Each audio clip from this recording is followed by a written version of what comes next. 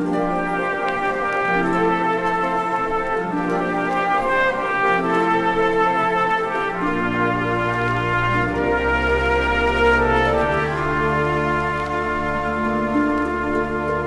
hello, everybody. Welcome back to the Backwards Traveler channel. I'm Andy Nicholes here, the host of this channel.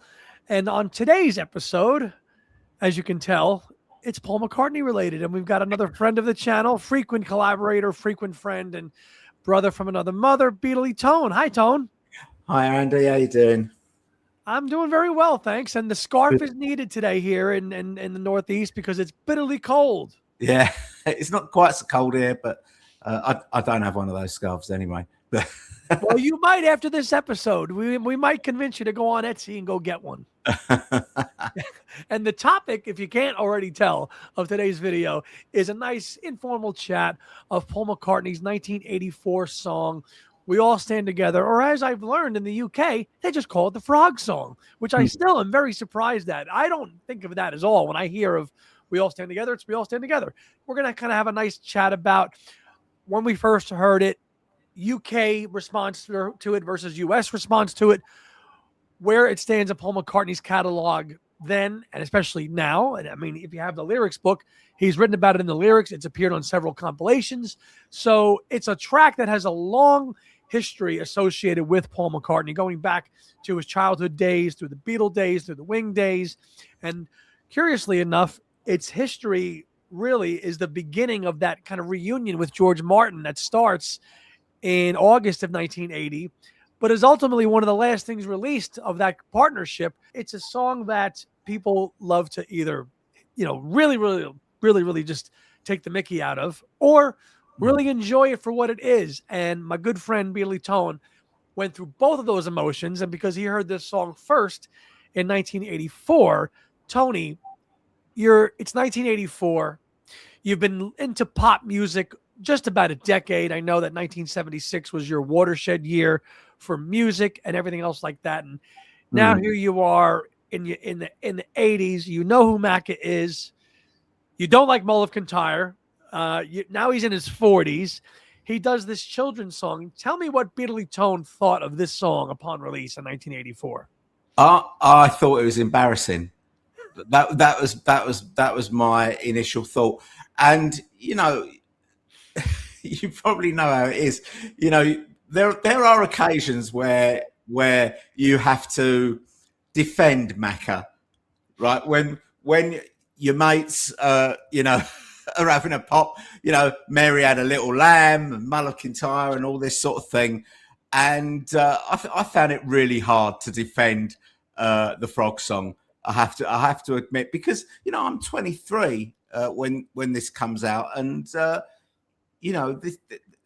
kiddie songs are not what I want to hear from my hero. I don't want that. I don't want that. And where I used to work, there used to be a group of us that were around the same age, and we used to go coffee breaks and lunch down the pub and all that sort of thing and talk about music. And and it's like, what about this bloody Frog Song then? And it was hard to defend, to be honest. Really? I mean, knowing that when it came out, because I can understand it, 1970s power pop, power rock, you're well into Queen and you're listening to The Who. And of course you've got like all these big bands at the time, and McCartney kind of carries through it. And of course, Wings meaning Venus and Mars is like your favorite album of all time, Wings Over America. And now you're looking at a guy in his 40s going, what's all this about? But you couldn't have been too surprised knowing that he had stuff like Mary Had a Little Lamb. Like you had to know that McCartney was capable of that. Oh yeah, absolutely. I mean, there'd been other, songs that, I wouldn't have been that impressed with, along the way. But none as much as that. Not even Mull of Kintyre, which, I mean, my attitude towards Mull of Kintyre has mellowed, in the the years that have passed. But he puts out that record in the height of punk, a Scottish waltz, right? In the height of punk, and it was just what's he doing? What's he doing? What's he doing? And of course, it's got a great song on the other side of the record, Girls' School, which is what I played and loved. But Mull of Kintyre became as we know, a massive hit. It sells 2 million copies in the UK. It's still the biggest selling non-charity single in the UK. Certainly is. So my attitude towards that has mellowed now, and as it has towards We All Stand Together. But it took a really long time. It took a really long time for me to mellow towards this song. Let's talk about US and UK context for those that know, because in America, this is largely an unknown thing. Rupert, the bear, it's a very British thing, unless you had British relatives and they sent you things over. Back in the day, it was very hard for anybody to know anything about it. And even myself, only learning about this song because of Paul McCartney's association with it. That was my only knowledge of Rupert the Bear. It wasn't shown on American television. We didn't have any of the books. So for audiences watching this, Tony, is Rupert and the concept of Rupert and the bear and all the stories a very British thing that goes back decades for everybody? Obviously it does, because Paul remembers as a childhood, but do you remember it growing up? I do, yeah. Not in a massive way, because there were other things as well. Enid Blyton was a children's writer, and we got a lot of those stories, as a kid. But I can remember, my mum reading Rupert books to me. But it wasn't like a massive thing for me. But it was just something amongst other children's stories that I heard, as a an under five, a time when I couldn't read myself. So not something that I would have probably chosen to read, but something that would have been read to me. Just learning about. So here's Macca. He loves Rupert, and Wings records a whole soundtrack of Rupert music that remains in the vaults with Juba and Holly, which may or may not see the light of day. So it's material they were clearly familiar with. But the track itself, there's a charming demo of Paul McCartney working on it, doing all the kind of voicing that you hear, which later was done by professional singers. Play the game, fight the fight, but what's the point on a beautiful night? Arm in arm, hand in hand, we all stand together. Where we went to St. Paul's Cathedral when you were in London? Yes. Yeah, well, it's the choir that sang at St. Paul's Cathedral, from what I understand. That's the choir on the A side, and obviously you've got the kids singing, doing the humming version, the Finchley Frogettes or whatever. The Finchley Frogettes. Yes, so Finchley is an area in North London, and certainly is. I guess they're from a school around that area, I guess. Yeah, I can remember going to a record shop on Finchley Road once upon a time, long ago, way back in the day. But as a song, to me, it did not. I didn't hear it. I think I must have heard it when I was a teenager. And back in the day, Paul's site, before he had any web presence, if you went on to his site, all his site was mplcommunications.com, right? So on that site, there would be 30-second samples of all his songs. So that was the first place I heard We All Stand Together. That's the first place I heard any of those kind of non-album B-sides that we couldn't get here in America. It's the first time I heard Once Upon a Long Ago, because you couldn't get it. And I remember just really being intrigued, saying, God, I'd love to hear more about this. And you do more reading on old websites and that. And then finally tracked down a copy of the picture disc, the famed picture disc, the cutout. And I think I got it for about a tenner sometime in the 1990s, relatively cheap. And again, we talked about picture discs most recently, and they don't play great, they don't sound great. But I was immediately intrigued by its production, which I think you have later now come to appreciate. Its production on it, the strings, the orchestration, the singing on it. From the minute I heard that song, absolutely loved We All Stand Together, and it has been a bona fide, big time McCartney song in my playlist. And clearly he really, really feels an affinity for it. Believe it, won a BAFTA for the film too. He's included it on All the Best, the UK. It's on Pure McCartney. So, and it's even in the lyrics book. So, and it's gotten releases over the years. It even came out on a picture disc in 2004, backed with Tropic Island Hum. So it's a song he clearly really likes. I don't think he minds that people take the mickey out of him for it. But Tone, tell us about why now, say 40 years later, what dawned in your head to go, that's a good song, that. Yeah. Apart from everything that I've just said about it, I still bought it in 1984. I still bought it. And what did you buy? Did you buy the 7-inch? Did you buy the the 7-inch with the picture sleeve. It was also in the singles crate as well, but in the singles crate, it's a much harder cover. Yeah. In 1984, the cover it came in was more papery, which is what this one. This has been more flimsier.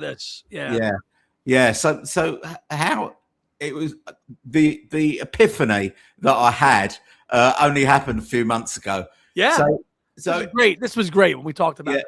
Yeah. So in preparation for the Wings compilation coming out, before it came out, I played the whole of All the Best, and I think it's the track before the last track on side 4. I think it appears, and I listened to it, and I thought, "Oh my God, this is amazing!" And it's all about the arrangement. So I don't know how much of the arrangement is Paul, how much is George Martin, but you've got all these amazing vocal parts on this song, and you've got violins, you've got flutes, you've got all sorts of things happening throughout the song. It never stops moving. That arrangement, it never stops moving. There's always something new being introduced. You suddenly get that operatic voice, which I think in the video of that is the fish coming out of the water. And it just suddenly struck me, oh my God, I've been totally wrong about this song. It is an absolute work of genius. Yeah, it's a kiddie song. It is. But it's a brilliant kiddie song. It absolutely is, and it's got all that big bombastic production, like big flourishes and big finishes, especially when you're watching the animated film.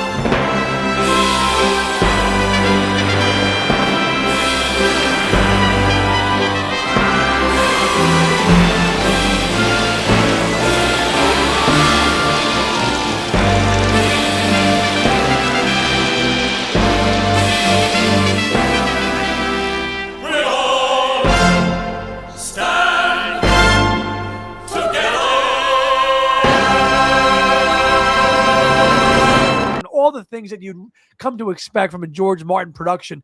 Really, when you think about it, might be one of the most over-the-top productions that he did with Paul McCartney. Yeah, and also, I'm not sure, how much Paul's involvement in it is. Obviously, he's got a little bit of lead vocal in the song, and he's definitely playing bass, because the bass is really quite loud on this track. It's quite high in the mix. Yeah, but it's great because it kind of locks in with a boom, boom, boom, and it locks in with that. But there's just so much going on in this song that, if you don't pay attention, you'll miss it. And I didn't pay attention for 40 years, and it was a real epiphany. I love how you've gone full circle with it, right? And isn't that the beauty of what a piece of music is, or any? Yeah. Depending on when you come into it in your life, you might just say, "Oh, the hell with this! I couldn't even."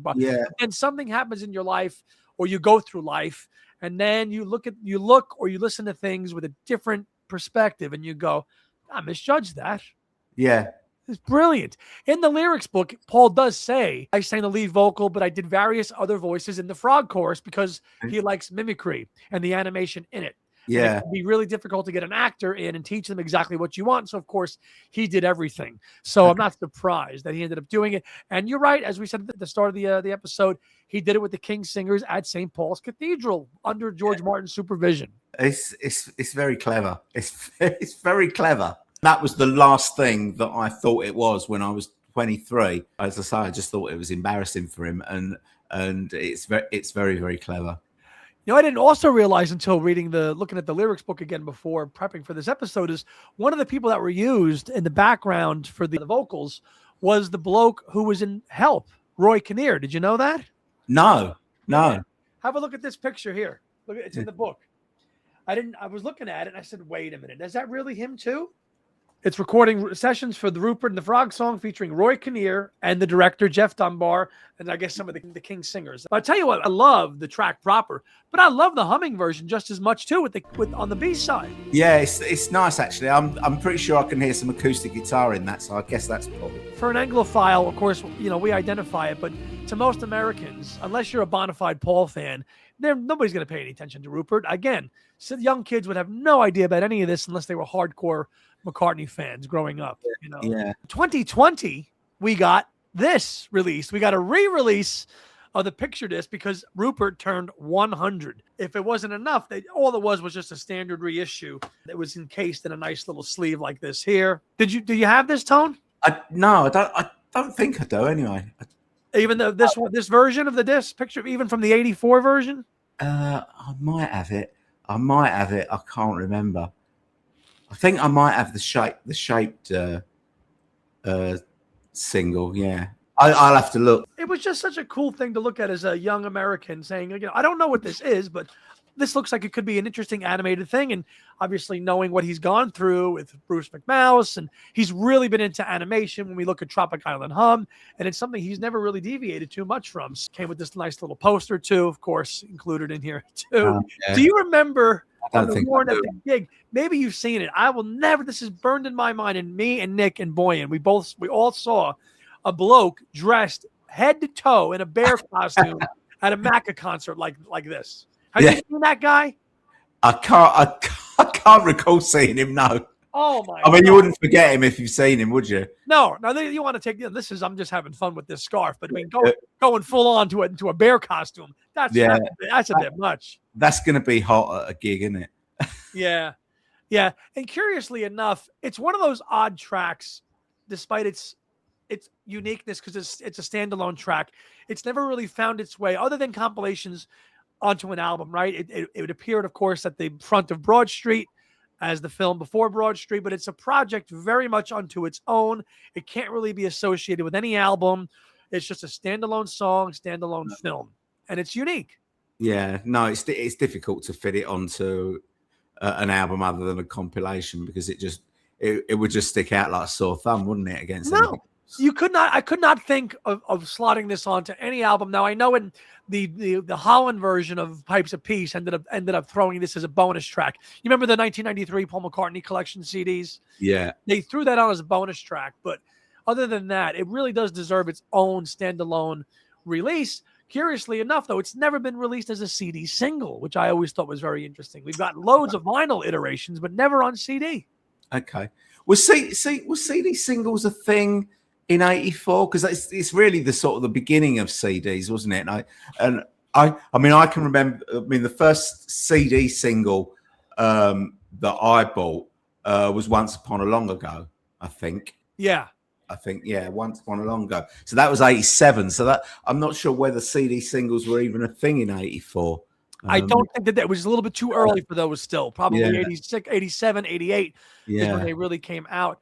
And, of course, also in 2020, to coincide with this 100th anniversary, they did a really nice 4K. The director of the film, Jeff Dunbar, dropped a 4K restoration of the film on YouTube, which is still, I believe, on Paul's channel, which you can hear the soundtrack remastered, and it's absolutely all of its glory. And the video is charming because it's all Paul in his attic, and he's going through books, and then he finds it, and he blows the dust off of it, and it's charming. I know some people might be like, come on with this, but I've enjoyed it ever since I heard the track, and I'm so happy that you kind of went full circle with it yourself. Yeah, and even Paul, he kind of laughs at himself about it. I read a quote from him where I can't remember who the journalist was. I think it was someone from the Guardian, and an interview he did in 2012, where he says something like, you know, throughout the 60s, you know, I worked with John Lennon, and that was great. And then there's a pause, and he goes, and then I did the Frog song. Well, I guess at some point he felt a little bit embarrassed by it, maybe a little bit, you know, but good track nonetheless. And, you know, do let me know in the comments what you think of We All Stand Together, top tier Macca, mid tier, bottom tier. Let me and Tony know below. Tony, what's cooking on your channel? I'm still living off my the Demise of Wings video, because that's doing very well, and I don't really want to kill it yet. Right.